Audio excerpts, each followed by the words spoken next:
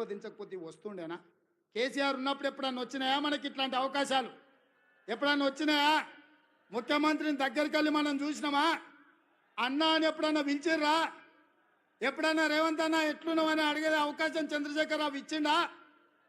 ఆయన ఎక్కడుండేనో ఎట్లుండేనో మనకు తెలియదు.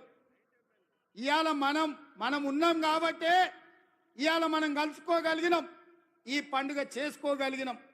ఈ పండుగ వాతావరణం ఇది 10 కాలాల పాటు ఉండాలి. పాలమూరు పండాలి పసిడి పంటలతో.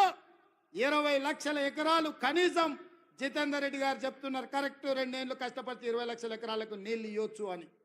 వారి మాటతో నేను ఏకీభవిస్తున్నా. నా బాధ్యత అది.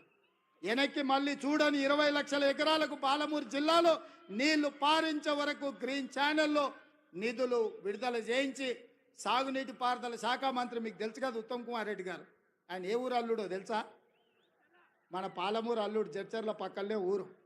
మన ఊరు అల్లుడే ఈరోజు సాగునీటి పారుదల శాఖ మంత్రి. మరి మనము ఇంత త్యాగం చేసినాం బిడ్డనిచ్చి ఆయనకు, అవునా? మన పాలమూరు ఆడబిడ్డను ఆయనకిచ్చి పెళ్లి చేసినాం. మరి ఆ రుణం అయితే వారు తీసుకోవాలి కదా. ఇక మల్లు గారి గురించి నేను చెప్పాల్సిన పర్లేదు. మల్లు అనంతరాములు గారి నుంచి మల్లు అని అంటేనే పాలమూరు అనేది తెలుసు. ఎందుకంటే మల్లు అనంతరాములు గారికి ఈ ప్రాంతంతో ఉన్న అనుబంధం. మల్లు రవి గారు ఇక్కడ ఎంపీగా ఉన్నారు. మరి వారే ఆర్థిక మంత్రి. మీ పెద్దన్న జాతీయ నాయకుడైనా, మీ రెండో అన్న పార్లమెంటు సభ్యుడైనా వీళ్ళు గుండెల్లో పెట్టి చూసుకున్నారు. మల్లు బట్టి విక్రమార్క గారు, మీరు సంతకం పెట్టేటప్పుడు జర ధైర్యంగా 2 సంతకాలు ఎక్స్ట్రా పెట్టుర్రు. మీరు తెల్ల పేపర్ మీద సంతకం పెట్టినా మా వాళ్ళు ఏం తప్పు రాసుకోరు. 100 అవసరం ఉంటే 50 రాసుకుంటారు. మా వాళ్ళు అమాయకులు. మళ్ళీ 100 బట్టడానికి ఏమైనా కష్టమవుతుందేమో అని. మీరు తెల్ల కాగితం మీద మాకు సంతకం పెట్టి ఇచ్చినా మనం ఏమి తప్పు రాసుకోము. 100 అవసరం ఉంటే 50 రాసుకుంటాం మనం. ఎందుకంటే ఎంత ఉంటే గంతే కాళ్ళు చాపుకోవాలి అనుకుంటాం మనం, అవునా? మంచం ఎంత ఉందో కాళ్ళు గంతే చాపుకోవాలి. ఎక్కువ చాపుకుంటే బాగుండదని మనం తెలిసిన వాళ్ళం. ఇక దామోదర్ రాజనరసింహ గారు మన ఇన్ఛార్జ్ మంత్రి. నేను ఇష్టపడి ఆయనను తీసుకొచ్చి ఇక్కడ పెట్టినా. ఎందుకంటే మనం ఏం అడిగినా ఏం అడగకుండా చూడకుండా సంతకం పెడతాడు ఆయన. ఆయనకు చదువు బాగొచ్చు, ఇంగ్లీష్ కూడా వచ్చు. కానీ నేను అడిగితే చదవకుంటే సంతకం పెడతాడని అన్నను మన పాలమూరు జిల్లా ఇన్ఛార్జ్ మంత్రిగా తీసుకొచ్చిన. నేనే అడిగి వారిని ఇక్కడ ప్రత్యేకంగా సెలెక్ట్ చేసి పెట్టుకున్నా. నాకేముంది చెప్పు? ఆయనను ఏదన్నా అడిగితే జిల్లా కోసం అడగాల్సిందే కదా.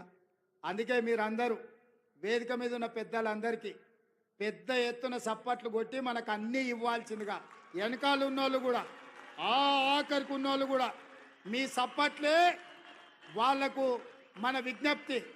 ఎందుకంటే మీరు ఒక్కరొక్కరు కలిసి చెప్పలేరు. అందరు గట్టిగా నిలబడి సప్పట్లు, అందరు నిటారుగా నిలబడి వాళ్ళకు సప్పట్లు కొట్టండి అన్న. మా వాళ్ళ ఆలోచన, మా వాళ్ళ ఆకాంక్ష, 70 ఏళ్ళ మా కష్టం. తప్పట్లు కూడా కొట్టండి. తప్పు లేవానే మా మాదిగ సోదరులారా, తప్పు సప్పుడు వినిపించాలి, గట్టిగా వినిపించాలి.